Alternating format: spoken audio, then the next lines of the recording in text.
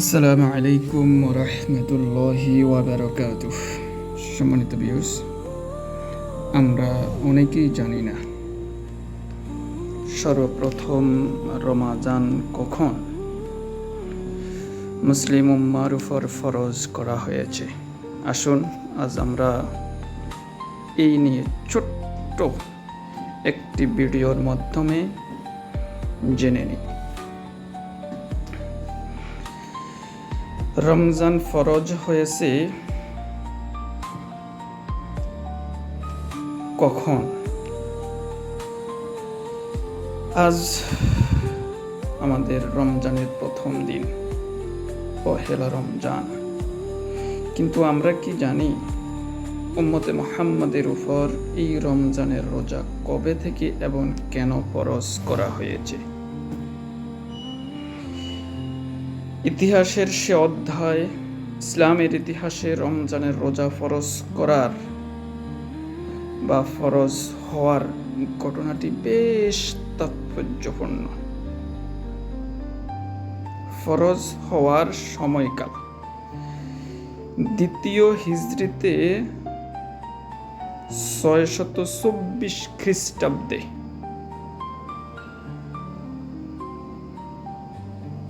শাবান মাসে রমজান আল্লাহ নবী মুহাম্মদ মুস্তাফা সাল্লাল্লাহু আলাইহি ওয়াসাল্লামের উপর আল্লাহ তাবারক ওয়া তাআলা ফরজ বিধান হিসাবে এই রমজান নাজিল করেন। কুরআনুল কারীমে সূরা বাকারার 183 নম্বর আয়াতে আল্লাহ রাব্বুল আলামিন বলেন, হে মুমিনগণ, তোমাদের উপর রোজা ফরজ করা হয়েছে যেভাবে তোমাদের পূর্ববর্তীদের উপর ফরজ করা হয়েছিল, যাতে তোমরা তাকওয়া আল্লাহ ভীতি অর্জন করতে পারো। এই মাসের এত গুরুত্ব কেন? একটা প্রশ্ন।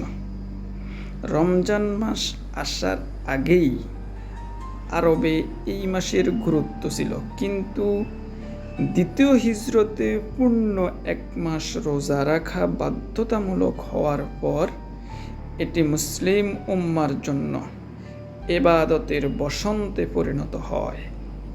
এই বছরেই অর্থাৎ দ্বিতীয় হিজরিতেই ইসলামের প্রথম যুদ্ধ বদর সংগঠিত হয়েছিল, যেখানে মুসলমানরা রোজাদার অবস্থায় বিজয় লাভ করেছিলেন। এত কষ্ট ক্লাস করেও